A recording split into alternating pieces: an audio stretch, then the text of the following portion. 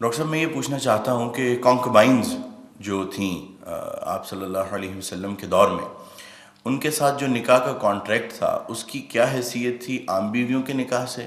مختلف کیا تھا اس میں؟ اور ان بطور بیوی ان کی حیثیت کیسی تھی، اور ان کے ساتھ کس طرح کا معاملہ کیا جاتا تھا، اور بعد میں وراثت میں ان کا کیسا حصہ تھا؟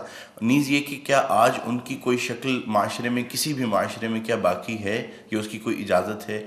دوسرا ڈاکٹر صاحب یہ کہ اگر اس کو ایلیبریٹ آپ کر دیں تو ساتھ یہ بھی بتا دیجیے گا کہ سورہ نساء کی جو آیات ہیں، آیت نمبر 4 اور 24 جس میں وما ملکت ایمانکم ان کے بارے میں آیا ہے، ان کو زیادہ ایلیبریٹ کرنے کے لیے کون سی تفسیر بہترین ہے جس کو پڑھا جا سکتا ہے، اگر آپ کو اس وقت آپ ریکال کر سکیں؟ جزاک اللہ۔ پہلے تو اپنی بات میں ایک تصحیح کر لیجئے، باندیوں کے ساتھ یا لونڈیوں کے ساتھ یا کانکوبائنس کے ساتھ کوئی نکاح نہیں ہوتا تھا۔ منکوحہ وہ بیویاں کہلاتی تھیں اور یہ باندیاں کہلاتی تھیں، یہ ملکیت ہوتی تھی۔ بیوی ملکیت نہیں ہوتی، بیوی تو ایک سوشل کانٹریکٹ کے تحت آپ کے ساتھ آتی ہے، زندگی گزارتی ہے، اس کی مرضی کے بغیر اس کا نکاح نہیں ہو سکتا، اس کی اجازت سے نکاح ہوا ہے۔ اور بیوی جو ہے اس کو یہ حق بھی حاصل ہے کہ وہ کبھی چاہے تو آپ سے سپریشن جو ہے وہ حاصل کر لے۔ لیکن یہ جو ملکیت کا تصور ہے اس میں یہ چیزیں نہیں ہیں، نہ اس میں نکاح ہے، نہ اس میں کوئی وراثت کا حصہ ہے، بلکہ وہ تو خود وراثت میں منتقل ہو جائیں گی۔ اگر کوئی شخص جو ہے اس کے کچھ باندیاں تھیں تو اس کے انتقال کے بعد وہ اس کی ملکیت ان کی جو ہے جیسے اور پراپرٹی جو ہے وہ منتقل ہوگی، اولاد کیسے ہو جائے گی؟ تو پہلی بات تو یہ، چاہے اچھی لگے چاہے بری، لیکن آپ اس کو سمجھ لیجئے ایز سچ کے جیسے وہ تھا معاملہ۔ ہمیں اس کے اندر جو ہے وہ کچھ اس کو پیلیٹیبل بنانے کے لیے اور اس کو جو ہے اس کے اندر کوئی ترمیم نہیں کرنی چاہیے۔ اسٹیٹس جو ہے باندی کا، کانکوبائنس کا، وہ یہ ہے جو میں نے آپ کے سامنے رکھا۔ اچھا، اصل مسئلہ یہ آتا ہے کہ آیا آج بھی ایسا کوئی معاملہ ہے؟ آج ایسا کوئی معاملہ موجود نہیں ہے۔ اور یہ لونڈیاں ہوتی تھیں حضور کے زمانے میں صرف وہ جو میدان جنگ میں مال غنیمت کے طور پر آتی تھی۔ آپ ایک جنگ ہوئی ہے، فرض کیجئے جنگ بدر ہوئی ہے، جنگ بدر میں اب جب کہ کفار کو شکست ہو گئی ہے تو آپ کو معلوم ہے ان کے جو اونٹ تھے وہ 900 اونٹ لے کر آئے ہوئے تھے، وہ سارے تو ابھی کھائے نہیں گئے تھے۔ اب وہ گویا کہ وہاں پر مال غنیمت ہے، ان کے گھوڑے اگر وہ بچے ہوئے تو مال غنیمت ہے۔ وہ جو آدمی بھاگتا وہ اپنا اسلحہ بھی پھینکتا جاتا ہے تاکہ بھاگے اور جان بچائے، یہ سب کیا ہے؟ مال غنیمت ہے۔ ایسے ہی اگر وہاں کوئی عورتیں بھی آئی ہوں، میرے علم میں نہیں ہے کہ بدر میں آئیں یا نہیں آئیں، احد میں تو آئیں، لیکن بدر کے بارے میں مجھے یقین کے ساتھ معلوم نہیں ہے، لیکن اگر عورتیں بھی آئی ہوں تو وہ باندیاں ہوں گی، وہ تقسیم ہو جائیں گی۔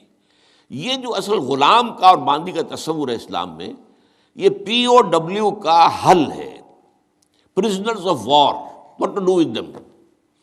یا تو اب آپ جو ہے بڑے بڑے جو ہے کنسنٹریشن کیمپس قائم کر دیجئے، ان میں پڑے سڑ رہے ہیں، وہ سب کے سب جو ہے کنسنٹریشن کیمپس کے اندر ہوتے ہیں۔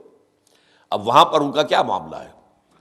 تو ان کے لیے اگر وہ مرد ہیں ان کے لیے ان کی کوئی جنسی تسکین کا کوئی سامان نہیں، اگر عورتیں ہیں ان کی جنسی تسکین کا تقاضے کا کوئی سامان نہیں۔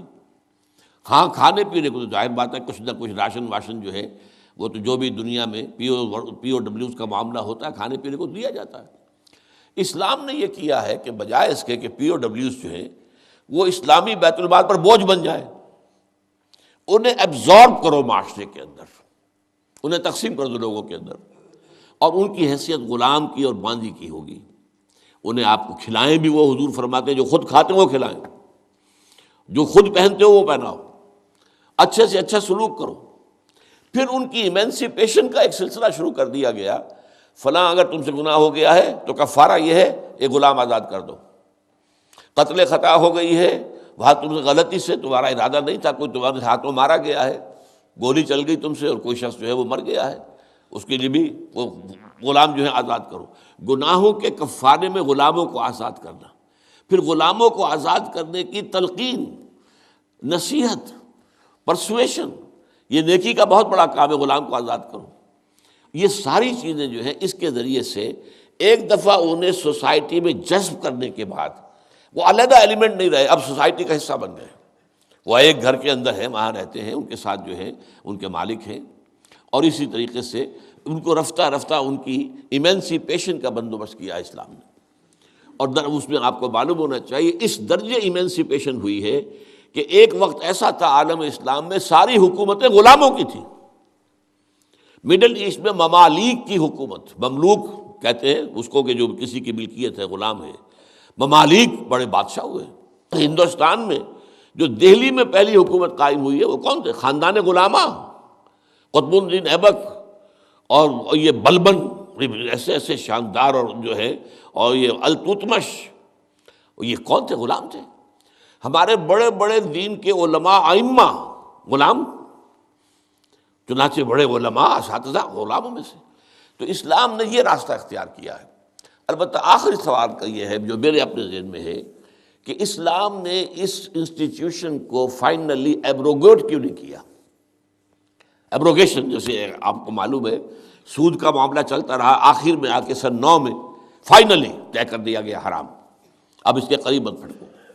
اس کی حکمت میرے نزدیک یہ ہے کہ یہ خالص اسلامی جہاد ہونا ہے قیامت سے قبل ایک مرتبہ بہت بڑے پیمانے پر، جس کو کہا گیا ملاحم، اور جس پر پورے باب جو ہیں وہ احادیث کی کتابوں میں ہے. اس وقت میں سمجھتا ہوں کہ ضرورت پیش آئے گی اس انسٹیٹیوشن کو انووک کرنے کی کہ اس وقت پرزنرز آف وار کا معاملہ اس طور سے ڈیل کیا جائے. لیکن اس وقت تک کسی آزاد انسان کو پکڑ کر غلام بنا لینا بہت بڑا گناہ ہے، ناقابل معافی گناہ ہے، کسی کو حق حاصل نہیں ہے.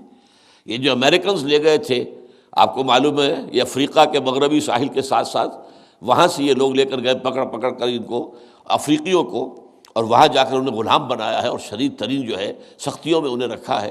یہ معاملہ اسلام میں نہ کبھی ہوا ہے، نہ اس کی کوئی اجازت ہے. کسی غلام، کسی آزاد انسان کو پکڑ کر زبردستی غلام بنا لینا، اس کی نہ کبھی اجازت رہی ہے نہ کبھی ہوگی. البتہ پرزنرز آف وار کے معاملے میں یہ شکل ہے جو اسلام میں رہی ہے، اور ہمیں اسی طریقے سے سمجھنا چاہیے.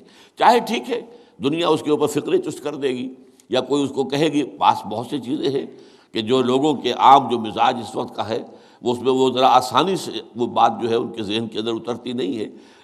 لیکن we have to be faithful کہ دین کی اصل تعلیم کیا ہے، اسی کے ساتھ جڑے رہنا چاہیے.